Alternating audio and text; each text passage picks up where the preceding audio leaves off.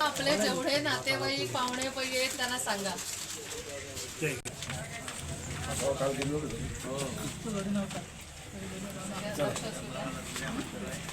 कमळ निशाणी राणेसाहेब आहेत. हो नमस्कार. येऊ काका त्याला बघ असं ये ना. अरे पत्रक तुझ्यासाठी पण आहे. बरं आपल्याला सगळ्यांना माहिती आहे 7 तारखेला निवडणूक आहे लोकसभेची आणि राणेसाहेब म्हणजेच नारायणराव राणेसाहेब आता निवडणुकीसाठी हा सिंधुदुर्ग आणि रत्नागिरी मतदारसंघासाठी उभे आहेत. कमळ ही निशाणी आहे.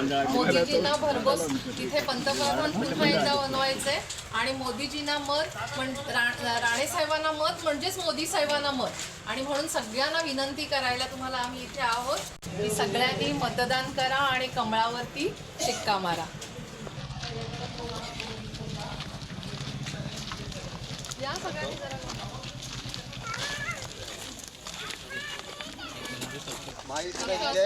महायुतीचे कॅन्डिडेट आमचे राणेसाहेब आहेत. त्यांना भरघोस मतांनी निवडून द्यायचं आहे. कमळ निशाणी आमची आणि आमचे राणेसाहेब निवडणुकीला उभे आहेत. कमळ आमची निशाणी आहे. मोदीजींना पुन्हा एकदम पंतप्रधान बनवायचं आहे आणि ते तुम्ही सगळ्यांनी तुम्हाला विनंती करायला आलोय आणि मोदीजींचा नमस्कार घेऊन आलेलो आहोत. उमेदवार राणेसाहेबांना विजयी करा.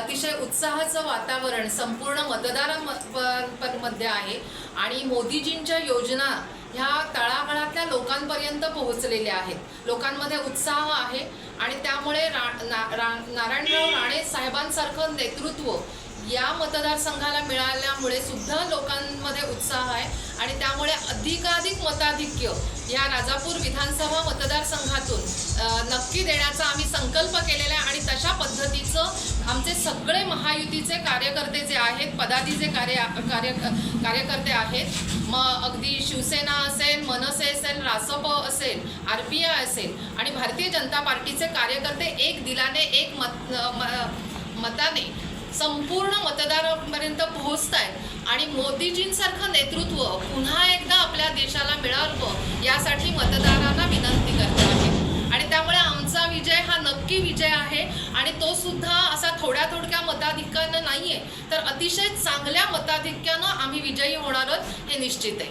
महायुतीचा विजय